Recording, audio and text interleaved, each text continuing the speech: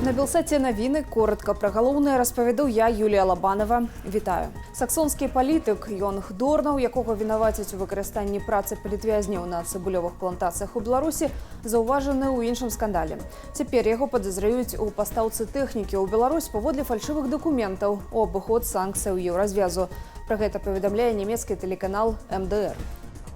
У матэрыяле гаворыцца, што Дорнаў зарганізаваў пастаўку вілачнага пагрузчыка манітаў МЛТ-731 з Польшчы ў Беларусь праз Казахстан і забяспечыў мытныя дакументы. Гэткая тэхніка здольная падымаць і ставіць грузы на 7-метровую вышыню. Пастаўка такога пагрузчыка з Еўразвязу ў Беларусь забароненая санкцыямі. За такое парушэнне можа пагражаць да 15 гадоў пазбаўлення волі. Польшча наклала санкцыі на беларускае прадпрыемства экспарцёра азотных угнаенняў. Яго заподозрылі ў перапродажы прадукцыі горадня азоту. Гаворка пра таварыства з абмежаванай адказнасцю НФТ, зарэгістраванае на Гарадзеншчыне ў аграгарадку Капцёўка. Мяркуецца, што фірма пастаўляла ў Еўразвяз карбамід. Польшча занепакоіў рост удвая імпарту азотных угнаенняў з Беларусі і Расіі за апошні год. Заходнія санкцыі на горадні азоту вялі за звальненне працаўнікоў прадпрыемстваў з палітычных матываў. Еўразійскі банк прагназуе запавольванне росту эканомікі для Беларусі. На лета паказнік росту ВУП можа зменшыцца ўдвая.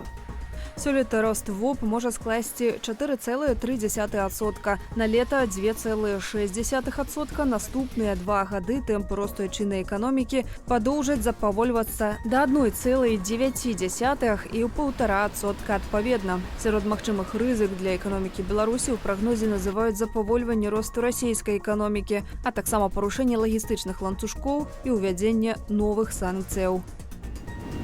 У Расіі завяршылі асноўныя следчыя дзеянні па крымінальнай справе аб 2 падрывах на Байкала-Амурскай магістралі. У іх вінавацяць беларуса, нарадзінца Новаполацка, Сергея Ярамеева. Мужчыне падоўжылі тэрмін утрымання ў следчым изолятары да года. Ярамееву інкрымінуюць усталяванне магнітных мінаў на чыгуначныя склады з палівам, што прывяло да загарання грузавога цягніка. Паводле выдання «Камерсант» ён цалкам прызнаў сваю віну ды назваў арганізатарам яшчэ аднаго беларуса – Алексея Сакалова. Маўляў, менавіта той паведаміў Ярамееву, што супрацоўнічае з СБУ і прапанаваў зладзіць акцыю ў Расіі. ФСБ затрымала Сергея Ярамеева летась у снежні. Раней мужчына працаваў на нафтане, адкуль яго звольнілі ў 2020-м за ўдзел у пратэстах. Удзельніка песеннага конкурсу «Ікс-фактар» Армена Арзуманяна затрымалі і будуць судзіць. Яму ставяць у віну заклікі да санкцыяў і паклёп на Лукашэнку. Пра пераслед стала вядома выданню «Наша Ніва».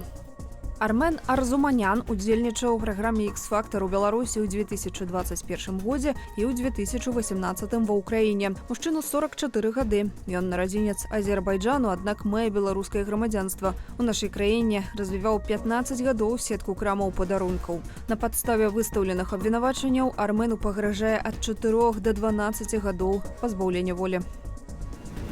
У Беларусі здарыўся паморак свіней. Да гэткай высновы прыйшло выданне thinktanks.by, прааналізаваўшы статыстыку Белстату.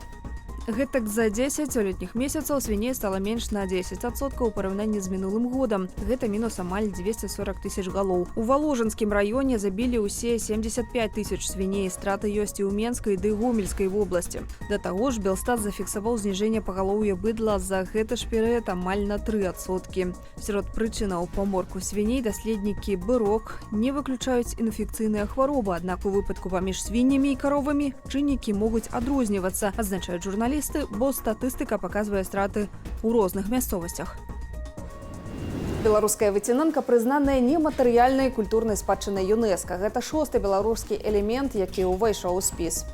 Выцінанка – гэта ажурны ўзор, выразаны з паперы. Гэткае рамяство з'явілася яшчэ ў 16 стагоддзі. Выцінанкі выкарыстоўваюць для аздаблення дамоў і інтэр'ераў. У сучаснай Беларусі выцінанку сталі таксама пераносіць на тканіну і выкарыстоўваць як элемент адзення.